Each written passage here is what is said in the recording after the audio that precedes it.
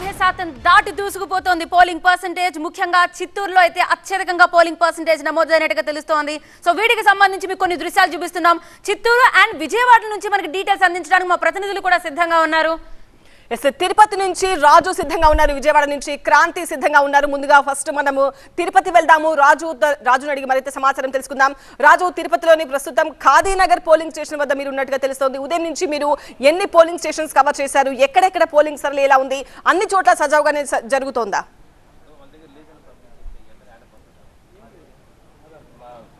అంటే తిరుపతితో పాటు తిరుపతి జిల్లా అంతటా చూస్తే ఇక్కడ చెదురుమెదురు ఘటనలు కూడా నమోదు కాని పరిస్థితి కనిపిస్తుంది. అయితే కొన్ని చోట్ల మాత్రం అంటే చంద్రగిరి నియోజకవర్గంలో అయితే గాలిలో కాల్పులు జరిపారు సిఆర్పిఎఫ్ బలగాలు. ఎందుకంటే అక్కడ టీడీపీ వైసీపీ వర్గాల మధ్య ఘర్షణ వాతావరణం చోటు చేసుకునే నేపథ్యంలో వాళ్ళని చెదరగొట్టే ప్రయత్నంలో సిఆర్పిఎఫ్ బలగాలు గాలిలో కాల్పులు జరిపారు. ఈ ఘటన తర్వాత వారికోస్ వెయిన్స్ వ్యాధికి కేవలం 30 నిమిషాల్లో చికిత్స. కాల్ చేయండి 9989527715. ఇక ఎక్కడ కూడా తిరుపతి జిల్లాలో జరిగాయి. అయితే చిత్తూరు జిల్లాలో కొన్ని చోట్ల గుడిపాల, చిత్తూరులో కొన్ని చోట్ల కూడా ఇలాంటి ఘటనలు చోటు చేసుకుంటున్నారు తెలుస్తుంది. అయితే ఓటింగ్ పర్సెంటేజ్ విషయానికి వస్తే ఖచ్చితంగా ఇప్పటి వరకు కూడా తిరుపతి జిల్లాలో 54.7% నమోదైంది. ఇది చాలా ఎక్కువ. అత్యధికంగా అయితే ఏకంగా 64.8% శ్రీకాళహస్తిలో నమోదైంది. అంటే మరింత ఇంకా 2 గంటల సమయం ఉంది కాబట్టి మరింత పోల్ పర్సెంటేజ్ పెరిగే అవకాశం ఉన్నట్టుగా స్పష్టమవుతోంది.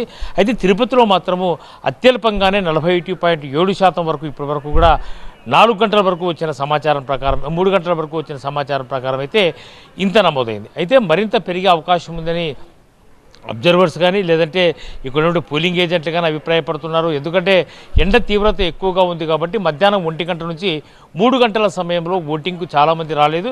అయితే ఇప్పుడిప్పుడే పోలింగ్ కేంద్రాలకు జనం వస్తున్నట్టుగా తెలుస్తుంది. చూడొచ్చు మనము ప్రస్తుతం నేను ఖాదీ కాలనీలోని 97 పోలింగ్ బూత్ దగ్గర ఉన్నాను. ఇక్కడ ఓటర్లు ఇప్పుడిప్పుడే ఓటు హక్కు వినియోగించుకునేందుకు ఆసక్తి చూపుతున్న పరిస్థితి. ఇదంతా కూడా ఎక్కువ శాతం గతంలో చాలా అతి స్వల్పంగా ఓటు హక్కు వినియోగించుకునేందుకు ఆసక్తి చూపే ఓటర్లు ఈరోజు ఈ పోలింగ్ బూత్ దగ్గర మనం ఉదయం చూసినప్పుడు బారులు తీరారు. పెద్ద ఎత్తున ఓటింగ్లో పాల్గొనేందుకు మహిళలు కూడా ముందుకు వచ్చిన నేపథ్యంలోనే పర్సెంటేజ్ గణనీయంగా పెరిగే అవకాశం ఉంటుందని చెప్పి భావించారు. అయితే గత ఎన్నికలతో పోలిస్తే 56% మాత్రమే పోలింగ్ శాతం గత ఎన్నికల్లో నమోదైంది. అయితే తిరుపతిలో ఈసారి ఖచ్చితంగా పోల్ పర్సెంటేజ్ పెరుగుతుందని చెప్పేసి భావించారు.